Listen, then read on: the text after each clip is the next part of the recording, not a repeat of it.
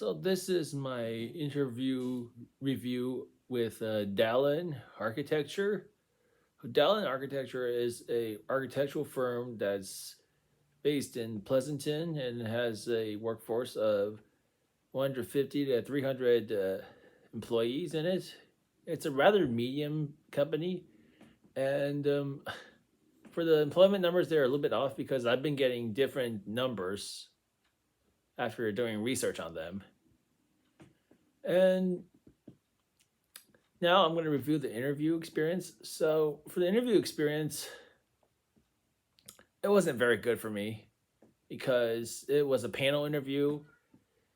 And if you're not familiar with panel interviews, it's when people, well, more than two people interview you at once.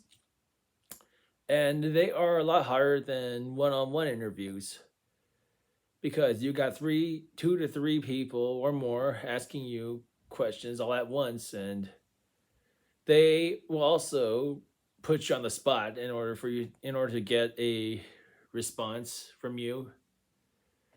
So based on the questions they asked, I had a lot of trouble with it. I mean, the questions they kept digging in. They're like, you like, be more specific. But because of my neurodivergence, I have a hard time with panel interviews. I mean, if you are mentally challenged, have a communication disorder, please do not. Okay, you know what? Do not attempt to do a panel interview or go to one. I mean, you can, but it's at your own risk. So for interview questions, they're mostly project based, and these projects are either one from school or they are from other workplaces. I mean, they had a big focus on my internship at Device Cycles, where there's a lot of customer service, well, customer service based questions, and a lot of them about marketing. I mean, to be honest, majoring in marketing during undergrad was a big regret for me because of my communication disorder, and they were digging really deeply and figuring out how I made the marketing collateral and what I learned from school as well as I learned from the internship. I mean, I got good grades in marketing management class and in social media marketing, which are the best classes I ever took during my time in undergrad. And I also talked to them about my experiences in graduate school, but they don't seem to care about it at all. And in terms of their question attitude, I would say that it's a little bit off because they are not very patient. I mean, if you are neurodivergent, you will have a lot of trouble with people who are impatient when they're asking you to answer their questions.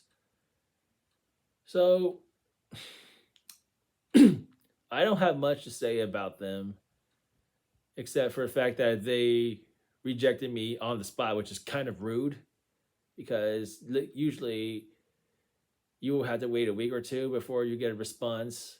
And sometimes you wait for months, but they were pretty rude about it. But one of them was a hiring manager. The other two are just marketing folks that have positions I never heard about. So would I recommend working for Dahlin as an intern? No. If marketing is not your thing, I mean, if you are really bad at marketing yourself in a job interview, do not interview with them at all, unless you want to face a lot of disappointment later on. If you're neurodivergent, I wouldn't recommend going with them at all. So, how would I rate the interviewers? I would rate the interviewers a 4. I mean, if I give them like a if I give the interview rating a little bit higher, that would be a big disservice to me, and it would also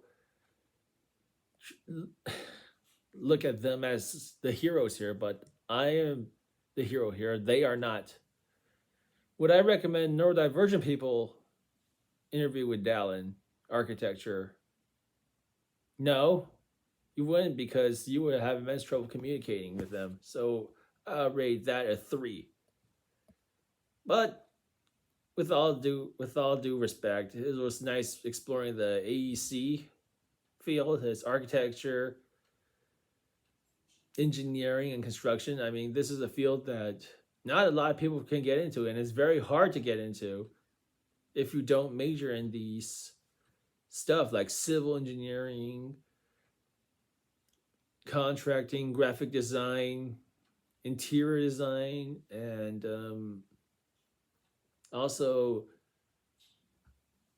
any kind of construction or even architecture. If you went to architecture grad school, you could interview with them if you like. So that's all for this video. I look forward to seeing you guys in the next video about some precautions you should take if you are a psychology major, or if you are a behavioral science major, or if you are just a random person looking for a job. I mean, yes, I'll see you in the next video.